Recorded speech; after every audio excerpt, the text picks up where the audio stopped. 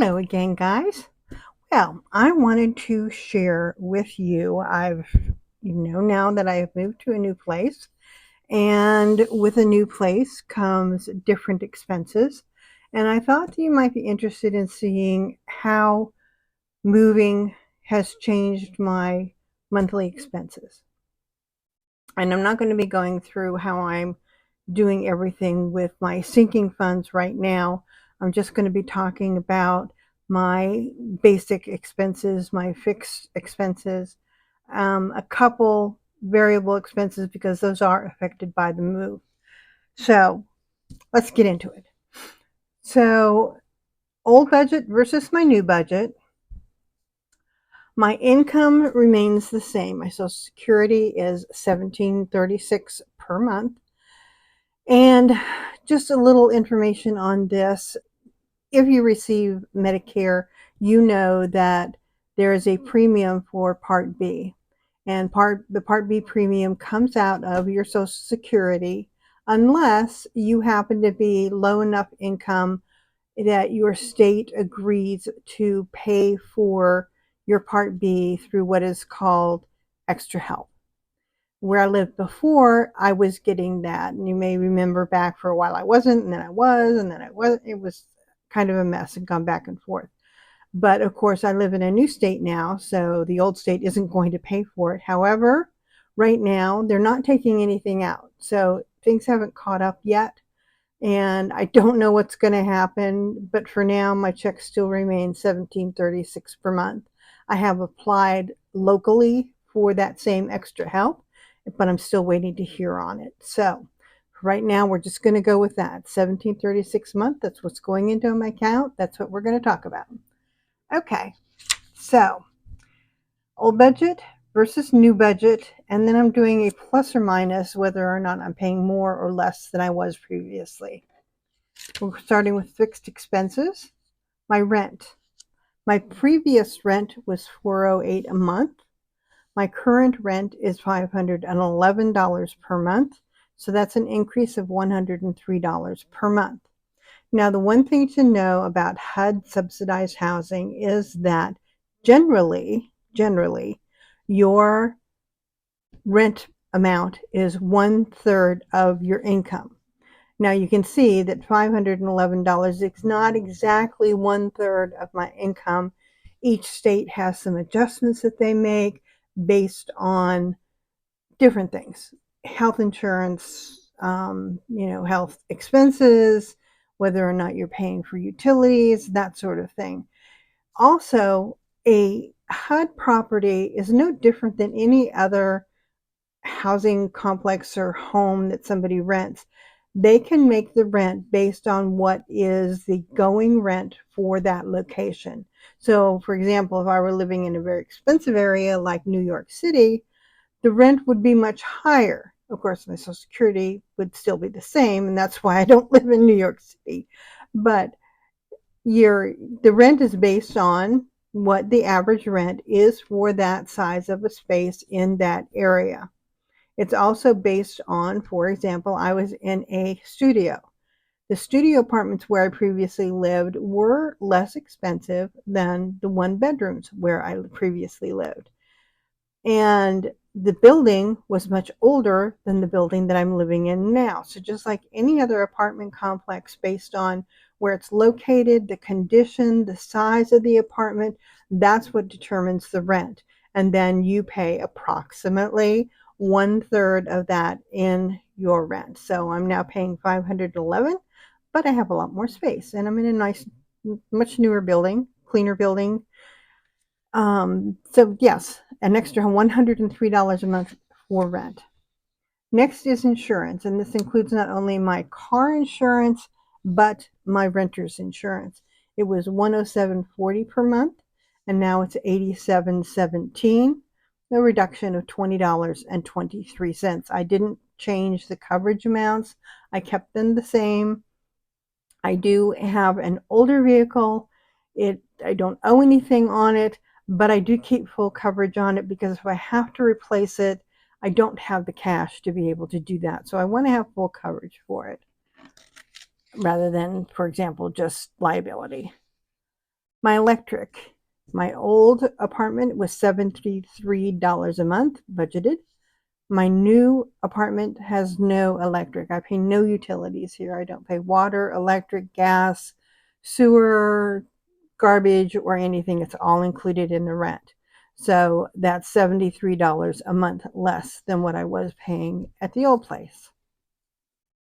My phone, which is my cell phone, I don't have a landline, was 46.14 a month. It's now 46.67. I don't know if that might have to do with a difference in taxes or fees for the area.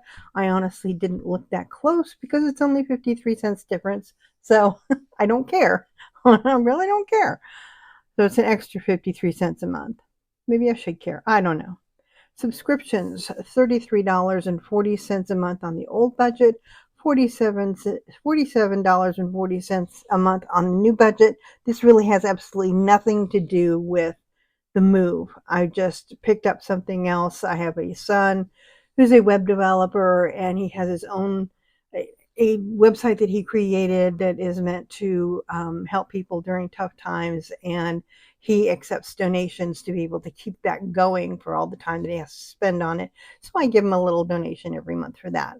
But anyway, so that increases my subscriptions by $14 a month, more than what they used to be. I'm also getting Netflix. I forget why. There was something that I wanted to watch. I forget what it was, but so I went ahead and I got it temporarily. I'm probably going to go ahead and drop that again. My internet remains the same. It was $14.95. It's still $14.95. It's still the same speed. I have absolutely no problems with it. So that was a wash. Now we'll get into a couple of the variable expenses that are affected by where I live, and those are groceries. Where I was living, my SNAP benefits were $50 a month when I left. And I had budgeted cash, $110 to go with that, so $160 a month total. Here I was just approved and it's only $23 a month. So I have increased my grocery budget to $130, which is an extra $20 coming out of my pocket.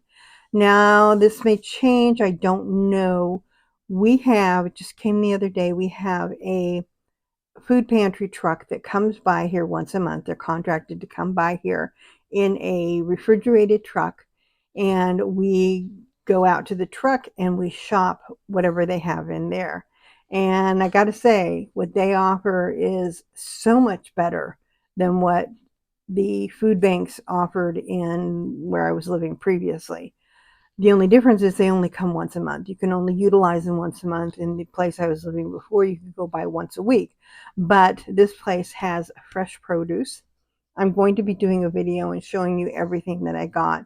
They have some wonderful choices. They also carry things like they didn't have any toilet paper this time. They had paper towels. They had moisturizer. They had toothbrushes. They had, you know, um, basic sundries that you might need as well. They had a freezer in the truck that had different kinds of meats. The place that I was at previously, you could get a choice of one thing, which usually was either a pound of ground turkey or a package of hot dogs or a package of bologna. The ground turkey is obviously okay health wise, but the other two were not great choices. But this place, I will show you, they had some really wonderful choices. Um, and they had a refrigerator also, so they had eggs and they had milk, and so yeah, well, I will show you. So I may be able to adjust that down. We will see. I didn't feel like getting too terribly greedy the first time going on that truck, but I noticed that other people that were coming off of there had a big cart full of groceries. So you can go ahead and pick whatever you want, but I'll show you what I got. So groceries is one thing that may be adjusted. I don't know. We'll see how that plays out. The other thing is my gas. Obviously, since I'm closer to family and most of the traveling that I do in my vehicle is related to family events. So I'm closer now. I'm doing less of that. Right now, I'm going to have it at $10 a month. Baseball season is winding down, and we won't be doing baseball season again until the fall. So I don't think I'm going to be driving around too terribly much in the next for the summertime. And if I do go anywhere that's any distance from here that is not going grocery shopping or running other errands, then I would usually include that in expenses for like vacation or recreation. So that has gone down by $20 a month. So our grand total here, oh yeah, that's another one. This is another line. All right, go back to this. Laundry. The previous place, there was a laundry room. It was free. In this place, there is a laundry room, but it costs me. So I have that additional expense. I don't mind it because the washers and dryers are brand new. They're gorgeous. And they're bigger so that they take larger loads. And yeah, so I'm budgeting $17 a month to be able to do my laundry. I'm only one person, so $17 is worth it to me. My daughter-in-law offered to let me bring over my laundry and do it at her house, but you know, I don't want to do that. I don't want it to be in their way with things like that. And $17 is not a big expense, so it's much easier just doing it here. Okay, so that's the total number of things that have changed. And here is the difference. I was spending $822.89 a month for these items. Now I'm going to be spending $864.19 per month for them. So that's an additional expense of $41.30, which I think is not at all bad to go from a studio apartment to a full one bedroom, to be so close to my family, to be in a newer, cleaner, safer environment. So what I have left then for discretionary spending, which is my sinking funds, $913.11 is what I used to have. $871.81 is what I have now. So still around $900 a month to be able to use for other things.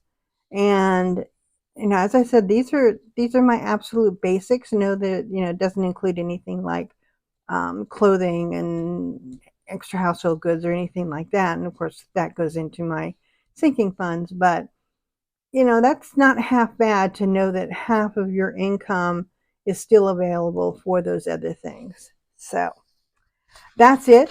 If you have any questions whatsoever on this budget, please let me know. The 1st of July, I will be doing a full budget review of how I'm going to be dividing things up on my sinking funds and getting those going again. They have sat idle while I've been here, using some funds for things like getting my place set up the way that I wanted to have it set up. It was just important to me to be able to do that. So I will do that beginning of July, including my sinking funds. And again, you can ask any questions then or now on what I'm doing with my budget and why I'm doing things the way I am. Thanks for watching, and I'll see you in the next video, which is probably going to be my food pantry haul. All right, talk to you later. Have a great weekend, everybody. Bye-bye.